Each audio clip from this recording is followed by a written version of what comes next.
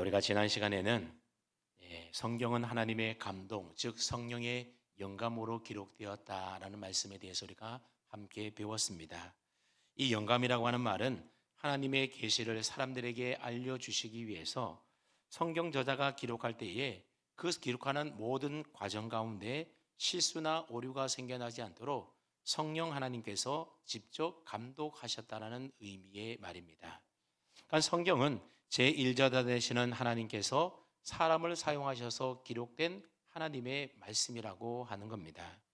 그래서 성경이 기록되는 과정 가운데 하나님과 사람 가운데 누구에게 더 초점을 맞추고 집중하느냐에 따라서 기계적 영감설, 동력적 영감설, 유기적 영감설로 나뉘어진다 그랬습니다.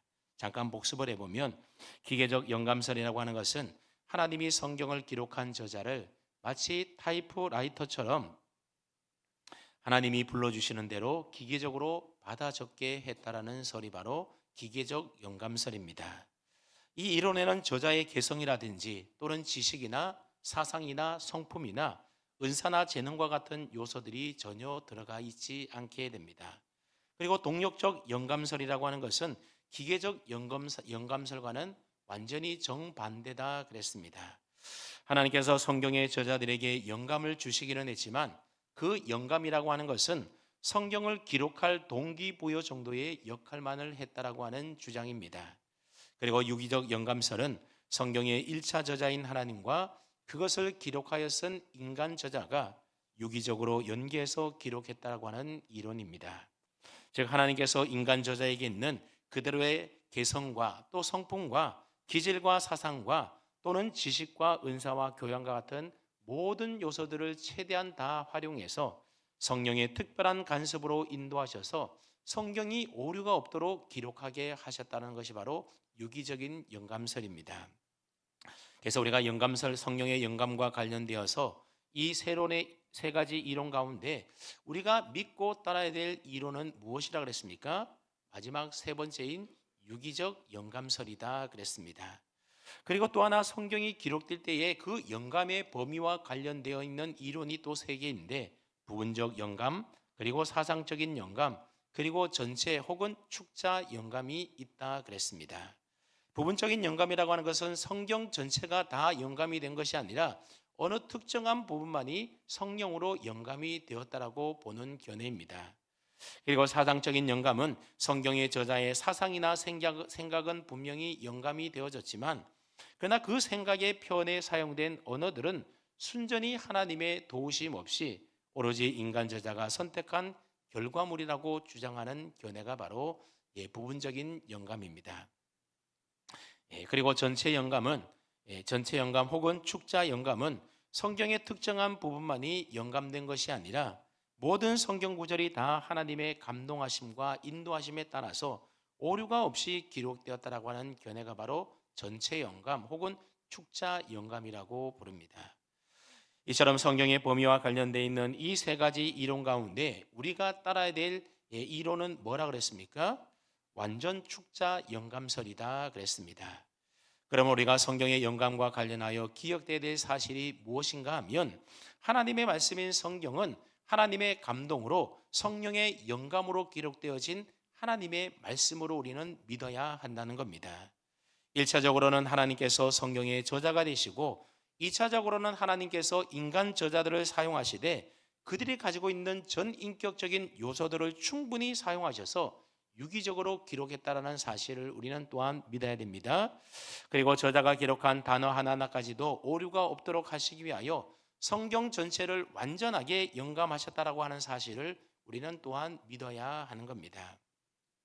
우리가 이러한 사실을 굳건하게 믿을 때에 성경의 신적인 권위와 무엇성을 우리는 인정하게 되고 믿을 수가 있게 되는 것입니다. 또한 우리가 성경의 신적 권위와 무엇성을 인정하고 믿어야만 그래야만 성경을 우리의 신앙과 우리의 삶의 유일한 표준으로 삼고 믿고 따르며 성경 말씀에 순종하며 살아갈 수가 있는 겁니다. 그래서 오늘은 성경의 신적 권위와 무엇성에 대해서 우리가 함께 배워보는 시간을 가지도록 하겠습니다. 여러분, 건전한 신앙을 소유한 사람이라고 한다면 성경은 신적인 권위를 가진 하나님의 말씀이라고 말하는 데 있어서 조금의 주저함이나 어떤 의심도 가지지 않을 것입니다. 이미 성경의 권위를 인정하고 있기 때문에 그런 것입니다. 그렇다면 여러분, 성경의 권위라는 것이 무엇이겠습니까? 성경의 권위라고 하는 말은 성경 66권에 기록된 모든 말씀들은 다 하나님의 말씀으로 모든 신앙적인 논의와 행동의 최종적인 판단의 근거가 되는 말씀이다라는 의미를 가지고 있는 말이 바로 성경의 권위입니다. 성경이 권위 있기 때문에, 신적인 권위를 갖고 있기 때문에 우리의 신앙과 우리의 삶의 표준이 되는 것을 뭘로 삼고 우리는 살아갑니까? 바로 성경을 우리 신앙과 삶의 표준으로 삼고 살아가고 있는 것입니다. 그래서 우리가 무엇인가를 믿을 때에 이것이 올바른 신앙인가 바른 믿음인가를 판단할 수 있는 근거와 잣대가 무엇이 된다는 겁니까? 이게 바로 성경입니다. 아무리 유명한 신학 박사가 말을 한다 하더라도, 유명한 목사님이 설교한다 하더라도 그 말씀이, 가르침이 하나님의 말씀인 성경과 다르고 위배된다라고 한다면 그들의 말은 우리가 따르지 말아야 될 말이라고 하는 겁니다. 우리의 신앙의 모든 근거와 판단 기준은 뭐라고요? 바로 성경이라는 겁니다. 왜냐하면 성경은 신적인 권위를 갖고 있는 모든 신앙의 판단의 근거가 바로 성경이기 때문에 그렇습니다. 우리가 어떻게 행동하며 어떠한 삶을 살아야 되는지 모든 기준도 뭐라는 겁니까? 바로 신적 권위를 가지고 있는 하나님의 말씀, 성경이 판단 근거고 잣대가 된다라고 하는 겁니다. 우리 교단에서 교리로 채택하고 있는 웨스터민스터 신앙 고백서 제1조 사항을 보게 되면 성경의 권위에 대하여 이렇게 고백을 하고 있습니다. 읽어보겠습니다. 성경의 권위로 인하여 우리는 성경을 믿어야 하고 또 성경에 순종해야 된다. 여러분, 우리는 무엇 때문에 성경에 순종하고 성경을 따르고 믿어야 된다라는 겁니까? 성경이 권위 있는 책이기 때문에 우리는 성경 말씀을 믿고 성경을 따르고 순종해야 한다라는 겁니다. 그래서 성경의 권위는 어떤 사람이나 교회의 증언에 의존하는 것이 아니라 진리 자체이며 저자가 되시는 하나님께 전적으로 의존한다. 그러므로 성경은 하나님의 말씀이기 때문에 우리는 성경을 받아들여야 한다. 이렇게 웨스터민스터 신앙 고백이 우리에게 말해주고 있는 겁니다. 여러분, 이 고백서에 따르게 되면 우리가 성경을 믿고 성경에 순종해야 되는 이유는 어디에 있는가 하면 성경의 권위, 즉 성경이 가지고 있는 그 신적 권위 때문에 우리는 성경을 믿고 성경을 따르고 성경에 순종하며 살아야 하는 겁니다. 만약에 성경에 신적인 권위가 없다라고 한다면 우리는 굳이 성경 말씀을 따르고 순종하고 믿을 필요가 없는 것이겠죠. 하지만 성경은 하나님의 말씀으로 신적인 권위를 갖고 있기 때문에 우리는 성경 말씀을 그대로 믿어야 되는 것이고 또 그 말씀 따라 순종하며 살아가는 것입니다. 여러분, 우리가 보통 우리가 교통법규를 지키지 않습니까? 왜 우리가 교통법규를 지킵니까? 신호등에 빨간불이 켜지면 왜 멈춰서고 초록불이 켜지면 왜 다시 가는 것이겠습니까? 그것은 바로 그 법이 가지고 있는 권위 때문에 그런 것입니다. 만약 법이 있어도 권위가 없는 법이라고 한다면 누가 그 법을 지키고 따르겠습니까? 법이 가지고 있는 권위와 구속력이 있기 때문에 우리는 그 법을 따르고 지키고 순종하는 겁니다. 성경도 마찬가지라는 거죠. 우리가 성경에 기록된 말씀을 믿고 따르고 순종하는 것은 성경이 신적인 권위를 가지고 있는 하나님의 말씀이기 때문에 그런 것입니다. 그렇다면 성경이 가지고 있는 이 신적 권위는 어디로부터 온다라고 했습니까?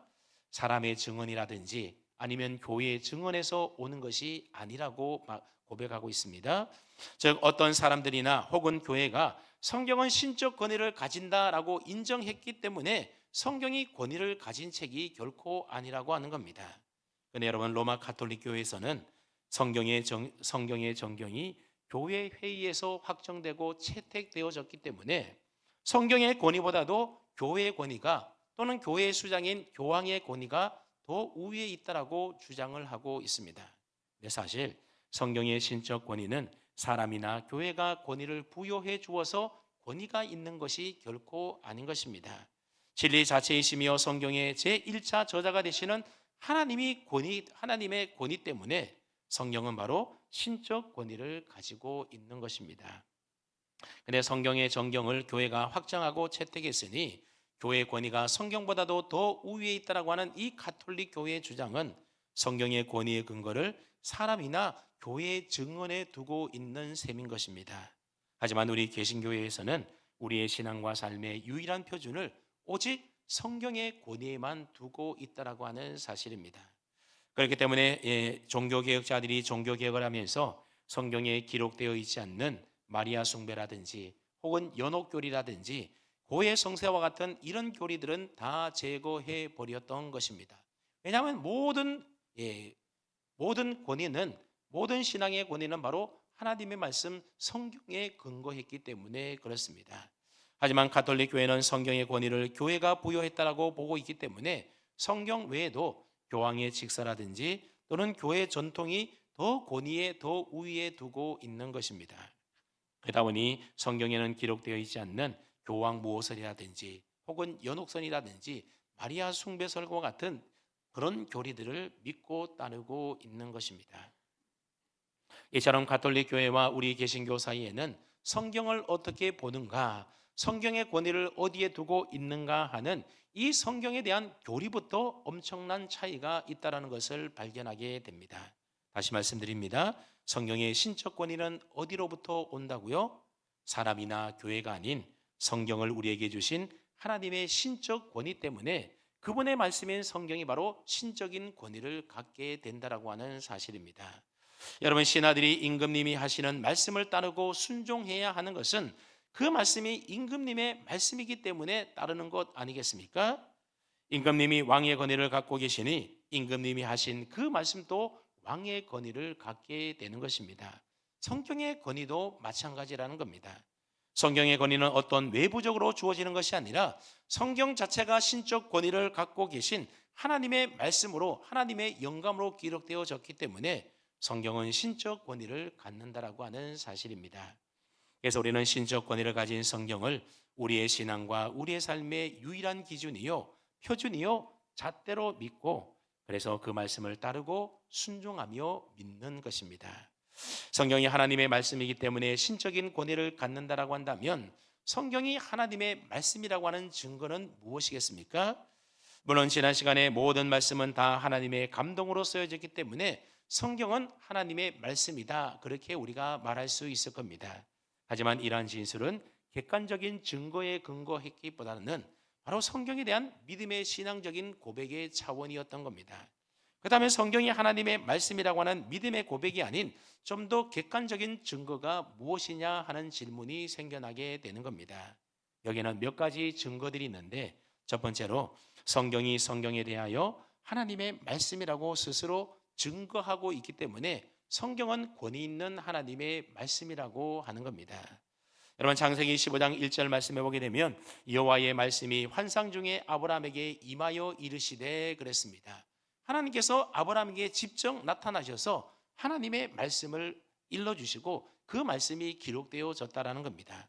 또 출애굽기 19장 19절 말씀에도 보면 모세가 말한즉 하나님이 음성으로 대답하시더라 그랬습니다. 하나님이 모세에게도 직접 나타나셔서 말씀하셨습니다.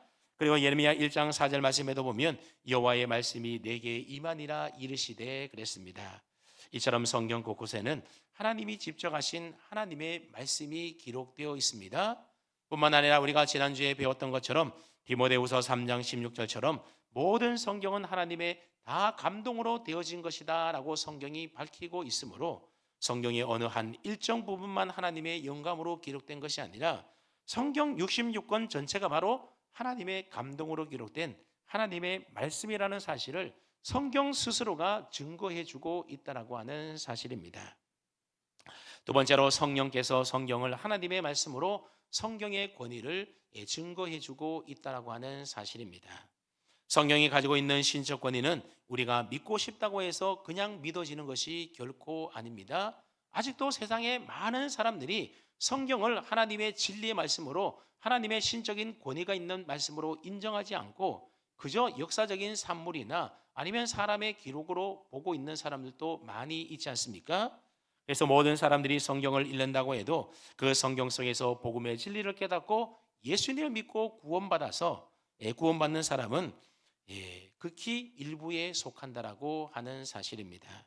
성령이 그 속에 역사하는 사람만이 성경을 읽을 때에 그 성령의 신적 권위에 의하여 복음을 받아들이게 되고 예수를 믿고 구원을 얻게 되는 겁니다. 마찬가지로 성경의 신적 권위 역시도 우리 안에 거하시는 성령님의 역사가 있어질 때에 확증되어진다라고 하는 사실입니다. 왜냐하면 성령으로 말미암아 우리 마음속에 확증되기 전까지는 진정으로 성경이 하나님의 말씀임을 우리는 깨달아 알 수 없기 때문에 그렇습니다. 결국 성령의 조명하심을 받을 때에만 성경의 신적 권위를 우리가 믿을 수가 있게 되는 것입니다. 세 번째로 예수님께서 성경을 하나님의 말씀으로 증거하고 있기 때문에 성경은 권위 있는 하나님의 말씀이라고 하는 사실입니다. 여러분 마태복음 4장 4절에 보게 되면 예수님께서 마귀에게 시험을 받으실 때에 성경을 인용하시면서 이렇게 말씀하지 않습니까? 예수께서 대답하여 이르시되 기록되었으되 사람이 떡으로만 살 것이 아니요 하나님의 입으로 나오는 모든 말씀으로 살 것이니라 하였느니라. 그러면서 신명기의 말씀을 인용하여 이렇게 말씀하셨습니다. 다시 말하면 예수님은 구약 성경에 있는 말씀을 권위 있는 하나님의 말씀으로 인용하셔서 그게 바로 하나님의 말씀이라고 예수님이 직접 성경이 하나님의 말씀인 것을 증거했다라고 하는 겁니다. 또한 예수님은 요한복음 10장 35절에서 구약 성경을 가리켜서 하나님의 말씀이라고 그렇게 이르셨고, 또한 예수님은 마가복음 12장 36절을 통하여 성경이 성령의 영감으로 기록된 계시의 말씀이라고 가르치셨고, 또 구약 성경 모두를 권위 있는 하나님의 말씀으로 예수님이 다 인정하셨다라는 겁니다. 그래서 마태복음 22장 32절에 보면 성경에 기록된 역사적인 인물과 사건들도 예수님이 다 인정하고 계시는 것을 볼 수가 있습니다. 왜냐하면 하나님의 말씀이기 때문에 그런 것이죠. 또한 누가복음 24장 44절에 보게 되면 모든 구약 성경이 예수님을 가리켜서 기록되었다라고 예수님이 설명하셨습니다. 한번 제가 읽어보겠습니다. 또 이르시되 내가 너희와 함께 있을 때에 너희에게 말한 바 곧 모세 율법과 선지자의 글과 시편이 나를 가리켜 기록된 모든 것이 이루어져야 하리라고 한 말이 이것이라 하시고 그랬습니다. 여러분 예수님 당시에 유대인들은 구약 성경을 크게 세 부분으로 분류를 했습니다. 모세의 율법과 그리고 선지자의 글 그리고 시가서로 이렇게 세 부분으로 나누었습니다. 그런데 예수님께서도 이 분류를 그대로 사용하시면서 이 모든 성경 즉 구약 성경이 내게 대하여 증거하는 책이다라고 인정을 하셨다라고 하는 겁니다. 이처럼 예수님은 성경을 권위 있는 하나님의 말씀으로 직접 증거하셨다라고 하는 겁니다. 여러분 예수님이 구약 성경을 하나님의 말씀으로 증거하셨다라고 한다면 그 말씀이 권위 있는 하나님의 말씀인 것 아니겠습니까? 그리고 네 번째로 사도들 또한 성경을 권위 있는 하나님의 말씀으로 증거해주고 있습니다. 예수님에게 있던 특별한 권위와 성령의 능력이 예수님의 제자들인 사도들에게 주어졌기 때문에 사도들이 전하는 그 메시지 또한 일반 사람들과 달리 신적인 권위를 갖는 말씀들이었다라고 하는 겁니다. 그래서 사도 바울이나 다른 사도들이 쓴 편지들이 다 지금 신약 성경으로 우리에게 남아서 정경화되어진 것 아니겠습니까? 이러한 사도들의 증거가 바로 성령의 감동으로 기록되어졌던 성경 말씀이라고 신약 성경이라고 하는 겁니다. 갈라디아서 1장 7절과 8절 말씀을 보았더니 다른 복음은 없나니 다만 어떤 사람들이 너희를 교란하여 그리스도의 복음을 변하게 하려 함이라. 그러나 우리나 혹은 하늘로부터 온 천사라도 우리가 너희에게 전한 복음 외에 다른 복음을 전하면 저주를 받을지어다. 사도 바울이 그렇게 갈라디아서를 통하여 말씀해주고 있습니다. 그만큼 사도들이 전한 복음의 증거들은 하나님의 영감으로 기록되어 있는 권위 있는 하나님의 말씀이라는 사실을 사도들이 이렇게 직접 증언해주고 있다라고 하는 사실입니다. 다섯 번째로는 외적인 증거와 개인적인 증거가 성경을 권위 있는 하나님의 말씀이라는 사실을 우리에게 증거해주고 있습니다. 오늘날 우리들이 가지고 있는 성경은 모두 다 사본만 우리들이 갖고 있습니다. 성경의 원본은 하나도 남아있지 않습니다. 우리가 번역해서 사용하는 사본들 가령 마소라 사본이라든지 아니면 시내산 사본이라든지 이런 사본들은 다 주후 6세기에서 10세기경에 그렇게 필사된 사본들입니다. 그러니 원본으로부터 상당히 오랜 시간이 지난 필사본 사본들이 바로 우리가 갖고 있는 사본들이었습니다. 그래서 원본과 얼마나 다른지 사실 알 길이 없었던 겁니다. 그러다가 우연히 한 목동에 의해서 이스라엘 사해 부근에서 쿰란이라고 하는 동굴에서 사해 사본이 발견되게 됩니다. 이 사해 사본은 BC 2세기부터 AD 1세기 사이에 필사되어진 아주 오래된 사본입니다. 지금까지 남아있는 사본 가운데는 가장 오래된 사본이 바로 사해 사본입니다. 그러니까 마소라 사본보다도 몇백 년 전에 필사된 오래된 사본임에도 불구하고 나중에 다 연구를 해보고 비교를 해보았더니 성경에 필사한 내용들이 거의 차이가 없더라고 하는 겁니다. 무슨 말이냐면 성령의 영감이 성경의 원저자가 기록하는 그 과정뿐만이 아니라 성경이 필사되는 과정 가운데도 성령의 영감의 역사들이 함께 역사했다라고 하는 사실입니다. 인쇄 기술이 없어서 일일이 다 필사했던 그 성경이 몇백 년이 지나고 몇천 년이 지나도 그 기록된 말씀이 그대로인 기록물은 사실 성경 외에는 아무것도 없다라는 겁니다. 그 밖에도 기독교 역사 가운데서 수많은 사람들이 성경을 읽다가 예수님을 믿고 구원받게 되고 그들의 삶이 변화되어서 성경의 가르침을 따라서 믿음으로 순종하며 살았던 그런 역사적인 사실들이 성경이 권위 있는 하나님의 말씀임을 오늘 우리에게 증거해주고 있다라고 하는 사실입니다.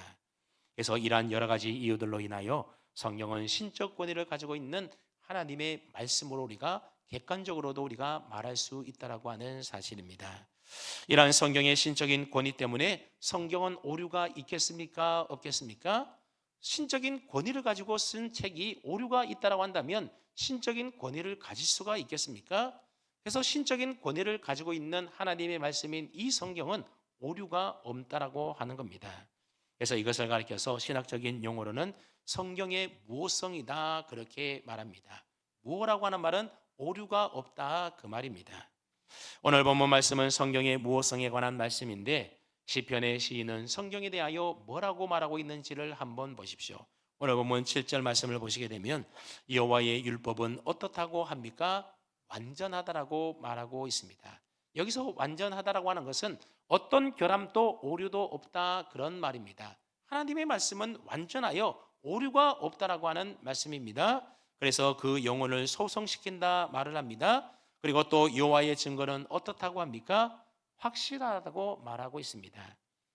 여기서 확실하다는 말은 거짓과 오류가 없어서 믿을만하다라는 의미의 말입니다. 그래서 우둔한 자를 지롭게 한다라고 말하고 있습니다. 또한 여호와의 교훈은 어떠하다고 합니까? 정직하다라고 말하고 있습니다. 여기서 정직하다라는 말의 원어적인 의미는 거짓이 없다라는 소극적인 뜻 외에도 하나님이 기뻐하시는 의로운 삶이 무엇인지를 제시해 준다라는 뜻을 가지고 있습니다. 그리고 여호와의 계명은 어떻다고 합니까? 순결하다라고 말하고 있습니다. 여기서 순결하다라는 말은 혼잡스럽거나 더러운 것이 조금도 섞여져 있지 않다라는 의미의 말입니다. 그래서 우리의 영적인 눈을 밝게 해준다라고 말하고 있습니다.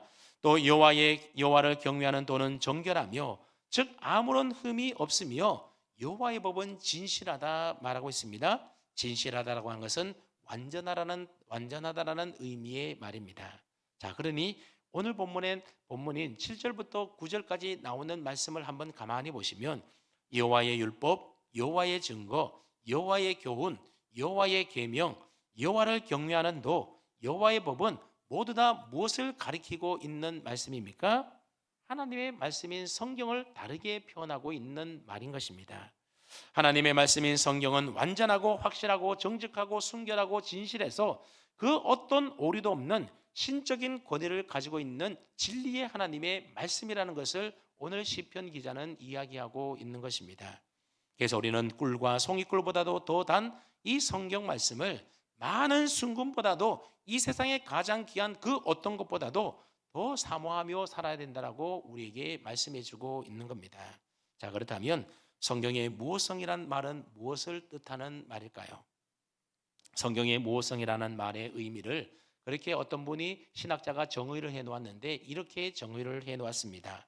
성경 원문은 사실과 반대되는 그 어떤 것도 주장하지 않는다라고 하는 말이 바로 성경의 무호성이라는 말의 정의라고 하는 겁니다. 그냥 읽어보면 이게 무슨 말일까 좀 이해가 안 되지만 좀 쉽게 풀어서 하면 이런 의미의 말입니다. 성경은 언제나 진실만을 말하며 말하는 모든 것에 관하여 언제나 사실이다. 이게 바로 성경의 무엇성이라고 하는 겁니다. 성경이 말하는 것에는 거짓이 없다라고 하는 겁니다. 모두가 다 진실된 하나님의 말씀이라는 것이 바로 성경의 무엇성입니다.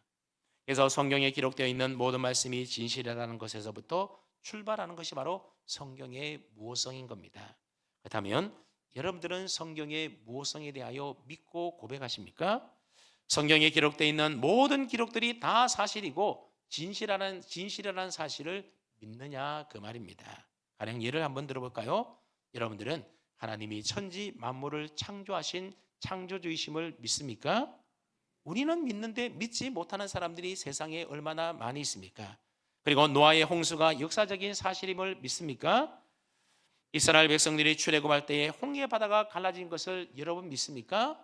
여러분 이거 못 믿는 사람들이 의외로 참 많이 있습니다. 그리고 엘리야 선지자가 불세례와 불말을 타고 회오리 바람을 타고 하늘로 올라간 것을 믿습니까? 그리고 다니엘이 사자굴 속에 던져졌지만 털끝 하나 다치지 않고 건짐받은 것을, 그런 성경의 기록을 그대로 믿습니까? 그리고 예수님께서 동정녀 마리아에게서 태어난 사실을 믿습니까? 그리고 예수님께서 중욕을 거스려 무리를 걸으신 것을 믿습니까? 여러분 요즘 과학적인 생각을 가지고 있는 사람들은 이 말씀을 믿지 못합니다. 어떻게 무게가 있는 사람이 물을 그렇게 걸을 수가 있느냐? 이건 과학적으로 맞지 않는다, 믿지 못한다니까요. 그런데 우리는 어떻습니까?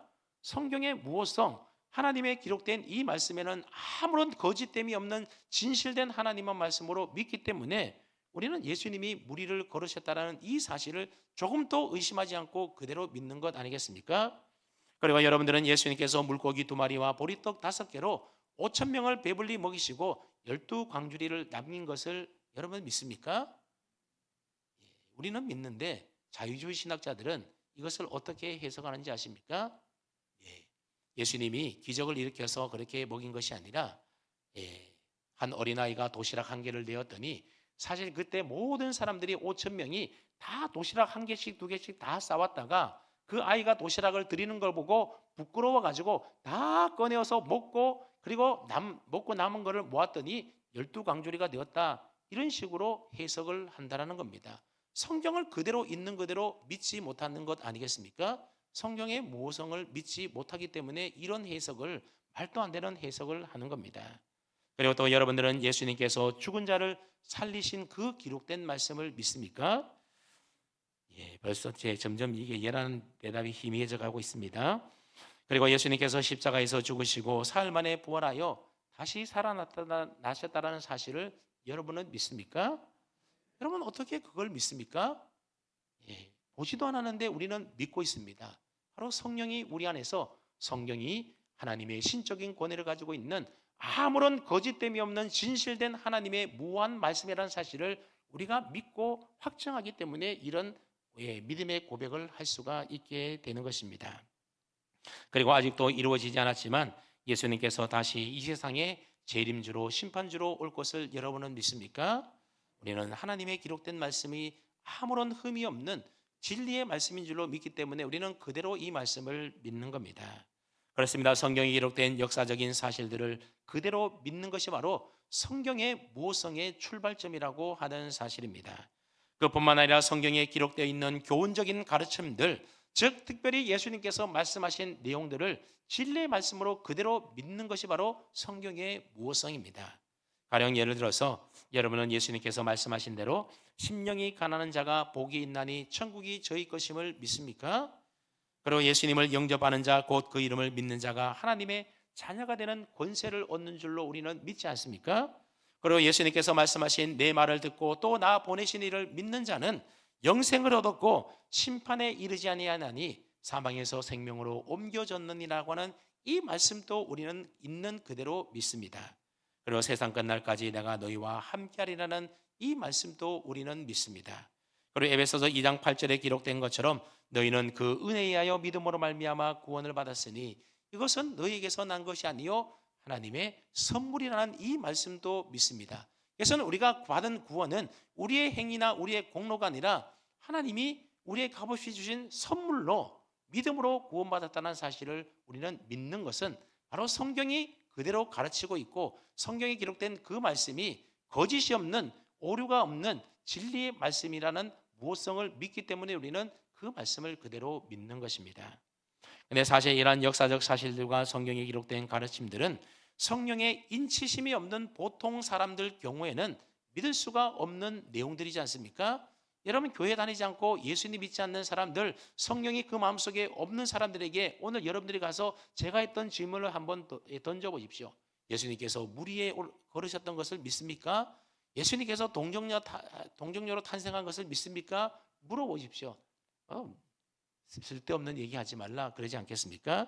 하지만 우리는 분명히 하나님의 말씀 성경을 있는 그대로 아무런 흠이 없는 무호된 진리의 말씀으로는 분명히 믿는 것입니다.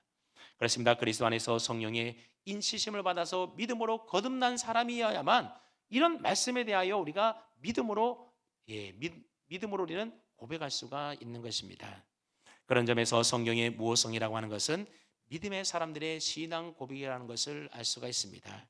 근데 성경에는 역사적 사실과 교훈적인 가르침뿐만 아니라 우리가 그리스도인으로서 어떠한 삶을 살아야 되는지 우리의 삶의 표준이 되는 그러한 생활의 원리들도 많이 기록되어 있지 않습니까? 성경에 기록되어 있는 이러한 생활의 원리들도 우리가 지키고 순종하며 따라야 될 아무런 오류가 없는 진리의 말씀을 우리는 믿고 따라야 하는 것입니다. 이처럼 성경에 기록된 역사적 사실과 성경의 가르침과 생활의 원리들까지도 어떠한 오류도 없는 사실 그대로의 진리임을 믿는 것, 이게 뭐라고요? 이게 바로 성경의 무호성이라고 하는 겁니다. 어떻게 여러분들은 성경에 기록된 말씀들이 어떠한 오류나 거짓도 없는 하나님의 진실한 진리의 말씀으로 여러분들은 믿고 계십니까? 사실 예전에는 성경의 무호성에 대해서 부정하거나 또는 의심하는 사람들이 거의 없었습니다. 그런데 17세기 이후에 나타나게 되었던 계몽주의와 합리주의 그리고 경험주의 철학과 같은 것들이 이제 들어오게 되면서 그 영향을 받은 자유주의 신학이 19세기에 생겨나게 됩니다. 그래서 자유주의 신학자들은 성경의 객관적인 계시와 정황무한 성경의 권위에 대하여 정면으로 도전을 하게 되는 겁니다. 그래서 자유주의 신학은 인간의 이성으로 설명이나 이해가 되지 않는 모든 요소들에 대하여 신적인 요소나 기적과 같은 일들에 대해서는 다 그들은 거부하고 부정을 하게 됩니다. 가령 예를 들어서 그리스도의 동정녀 탄생이라든지 예수님의 신성이라든지 또는 예수님의 부활이나 오병이어와 같은 모든 기적들에 대해서는 다 사실이 아니라고 그들은 주장을 합니다. 그래서 그들은 성경의 무호성을 전면적으로 부정하였습니다. 그런데 문제는 오늘날 현대 신학들이 다 이런 자유주의 신학을 알게 모르게 영향을 받아서 생겨났다라고 하는 사실입니다. 그래서 보통 신학교에 들어가게 되면 대부분 성서 비평학을 가르치고 배우게 됩니다.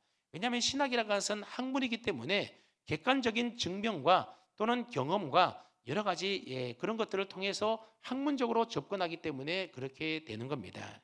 그래서 저도 신학교에서 신약학을 배울 때에 예수 세미나라고 해서 예수님의 말씀이 예수님이 하셨던 많은 말씀들이 있지 않습니까? 그런데 예수님이 하셨던 그 말씀 가운데 어떤 말씀은 진짜 말씀, 예수님이 하셨던 진짜 말씀이고 또 어떤 말씀은 예수님이 하신 말씀이 아닌 가짜 말씀이다. 이런 식으로 배웠던 기억이 납니다. 그러다 보니 일부 신학생들 가운데는 이런 영향을 받아서 신학교에 다니면서 신앙을 다 버리게 되고 결국 신학교를 떠나는 사람들도 생겨나게 되는 것입니다. 제가 설교 준비를 하다가 오래전에 설문조사를 했던 한 자료를 발견하게 되었는데 한번 자막을 띄워보십시오. 1967년 미국의 성직자들을 대상으로 설문조사했습니다. 1967년이니까 꽤 오랜 시간이 지나지 않습니까? 지금으로부터 한 60년 정도 되었던 것 같습니다. 설문조사 제목이 뭔가 하면 귀하는 성경이 신앙과 역사와 세속 문제들에게 있어서 하나님의 영감으로 된 무한 말씀임을 믿습니까? 그렇게 질문을 했습니다. 그랬더니 감리교, 장로교, 침례교, 유르토교 등 다양한 교파의 그러한 성직자들, 목사들을 대상으로 조사를 했는데 조사 결과가 어떻게 나왔습니까? 여러분, 평신도들을 대상으로 한 것이 아니라 목회자들을 대상으로 조사한 결과입니다. 우리가 생각할 때는 목회자들을 대상으로 했으니 설문조사 질문에 대하여 네라고 하는 답변이 100% 되어야 될 것 같은데 실제로는 어떠했다고 말합니까?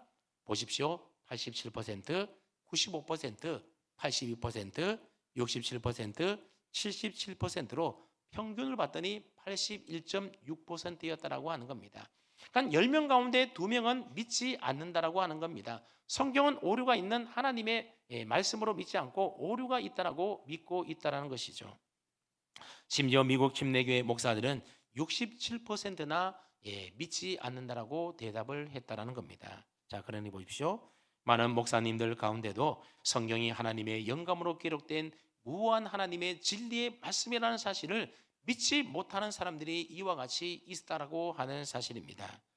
물론 이 자료는 1967년 자료로 아주 오래된 자료입니다. 근데 지금 조사해 본다라고 한다면 아마 훨씬 더 많은 수의 사람들이, 목사들이 성경의 무호성에 대하여 부정하고 있지 않을까 그렇게 생각을 해 봅니다. 그리고 또 하나의 자료가 있는데 이 자료는 1976년에 있는 미국의 남침례교 신학교에 학생들을 대상으로 신앙조사를 했던 설문조사 결과입니다. 여러분 여기에 보게 되면 학년이 올라갈수록 점점 더 성경의 영감설과 성경의 신적 권위와 성경의 무호성을 부인하는 것을 우리가 알 수 있지 않습니까? 심지어 신학 석사와 박사 과정을 받고 있는 맨 오른쪽에 있는 신학생들을 한번 보십시오. 이들 보게 되면 예수님께서 무리를 걸어가셨다는 말씀을 사실 그대로 믿는 신학생, 박사 과정이나 또는 신학 석사 과정을 받고 있는 사람이 겨우 몇 퍼센트만 그것을 믿는다라고 합니까? 22%만 믿고 있다라고 하는 겁니다. 우리가 매주일 신앙 고백을 하는 사도신경에 나오는 예수님의 동정녀 탄생을 믿는다라고 그렇게 하는 이 신학 석박사 학위에 있는 사람들이 32%밖에 되지 않는다라고 하는 사실이 놀랍지 않습니까? 여러분, 신학을 많이 공부하면 할수록 신앙과 믿음이 점점 더 깊어지는 것이 아니라 오히려 신앙을 점점 더 잃어가는 조사 결과가 나오지 않습니까? 그래도 1학년 때는 좀 나은 편인데 가면 갈수록 점점 더 하나님의 성경 말씀을 무한 말씀으로 믿지 않고 성경의 권위를 인정하지 않다라는 겁니다. 그 이유가 무엇이겠습니까? 아마도 신학교에서 성서 비평학 시간에 고등 비평 방법이라든지 그런 인간의 이성과 논리로 성경을 분석하고 분해해 가면서 성경의 무호성보다도 성경의 오류가 있다라고 배우기 때문인 것 같아 보입니다. 그러니 신학 공부를 하러 갔다가 신앙을 다 잃어버리게 되는, 그래서 신학교를 떠나버리는 경우들이 다반사라고 하는 것입니다. 여러분, 기록된 성경의 말씀은 무한하시고 영원하신 하나님의 계시에 의해서 영감으로 기록된 신적인 권위를 가지고 있는 하나님의 말씀이 성경이지 않습니까? 근데 그 말씀을 연구하고 비평하고 분석하는 우리 인간은 어떠한 존재에 불과합니까? 나중에 우리가 인간론에서도 구체적으로 배우겠지만 우리 인간은 죄로 인하여 전적으로 타락한 존재가 바로 우리 인간입니다. 우리 인간이 가지고 있는 이성과 지식도 다 타락했다라고 하는 사실입니다. 그렇기 때문에 불완전하고 유한한 우리 인간의 이성과 논리와 경험으로서 무한하시고 영원하신 하나님의 뜻과 계시가 기록되어 있는 그 하나님의 진리의 성경 말씀을 판단하고 비평하고 분석한다라고 하는 그 자체가 어불성설이지 않겠습니까? 무한은 유한을 품을 수 있지만 유한은 무한을 품을 수도 제대로 분석하거나 이해할 수도 없다라고 하는 사실을 우리는 간과해서는 안 되는 것입니다. 우리가 앞서 계시에 대하여 배울 때에도 하나님께서 우리에게 나타내 보여주신 만큼만 우리가 알 수가 있는 것이고 믿을 수 있다 그러지 않았습니까? 근데 유한한 인간이 하나님이 알려주신 사실 외의 것에 대하여 우리가 더 알려고 해서도 안 되고 알려주신 계시의 말씀을 그대로 믿지 않는 것도 우리가 해서는 안 될 일이라고 하는 사실입니다. 사실 여러분, 신학이라고 하는 것은 앞서도 이야기했지만 학문적인 영역에 속해 있는 부분이다 보니 인간의 이성으로 볼 때에 객관적인 논리성과 증명이 필요한 게 되는 겁니다. 그러다 보니 어쩔 수 없이 인간의 제한된 이성을 가지고 논리적으로 설명을 하다 보니 그렇게 무리한 설명들이 나오게 되는 것입니다. 그래서 성경의 신적인 권위라든지 아니면 성경의 무호성에 대하여 부정하게 되었던 것입니다. 하지만 신학은 세상의 학문으로서 객관성을 갖추기 위해서 연구하는 학문이라기보다는 우리의 신앙을 좀 더 체계적으로 세우기 위하여 우리의 믿음을 올바로 세우기 위하여 교회를 섬기고 교인들을 봉사하기 위한 목적으로 시작된 것이 바로 신학이어야 한다라고 하는 사실입니다. 그러니 신학이 성경보다 더 우위에 있거나 더 앞서서는 결단코 되지가 않는 것입니다. 모든 신학은 성경에 근거하여 성경의 기초를 두고 그렇게 신학을 세워가야 하는 것입니다. 그러므로 우리가 교리를 배움에 있어서도 자칫 우리 인간의 이성과 논리와 증명이라고 하는 잣대를 가지고 그렇게 교리를 점검하려고 해서는 안 된다라고 하는 사실입니다. 우리는 항상 교리와 신학을 아무런 근거도 없이 우리가 믿는 것이 아니라 바로 하나님의 진리의 말씀인 아무런 흠도 없고 거짓됨도 없는 진리된 무한 성경의 말씀에 근거해서 우리는 교리도 세우고 신학도 바르게 세워가야 하는 것입니다. 여러분, 우리 인간의 이성과 논리에 근거한 신학적인 내용이 우리에게 필요합니다. 그런데 더 중요한 것은 모든 신학과 교리의 가장 기초와 근본이 되는 것은 뭐라고요? 그것은 바로 하나님의 계시의 말씀인 성경의 신적인 권위와 성경의 모성이라는 사실을 우리가 깨닫고 성경과 성령의 내적인 증거에 기초한 분명한 믿음의 고백 가운데에 신학도 교리도 시작이 되어져야 한다는 것입니다. 그러지 않고 성경이 오류가 있어서 어떤 것은 하나님의 말씀이고 어떤 것은 사람의 말씀이고 어떤 것은 역사적인 그런 기록물이다.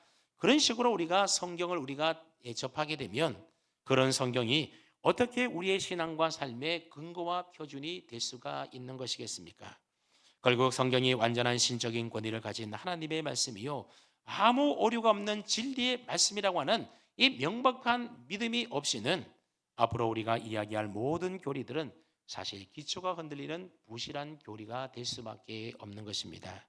그러면 오늘 저와 여러분들은 모든 성경은 하나님의 감동으로 기록된 완전한 하나님의 말씀이요, 그렇기 때문에 신적인 권위가 있고 아무런 오류가 없는 성경의 무엇성에 대한 분명한 확신을 우리가 가지고 성경을 우리의 신앙과 삶의 유일한 잣대로 삼고 그래서 성경의 가르침을 잘 따르고 성경 말씀 따라 행하며 믿음으로 순종하며 살아갈 수 있는 그런 저와 여러분 다 될 수 있기를 주님의 이름으로 축원합니다. 아멘.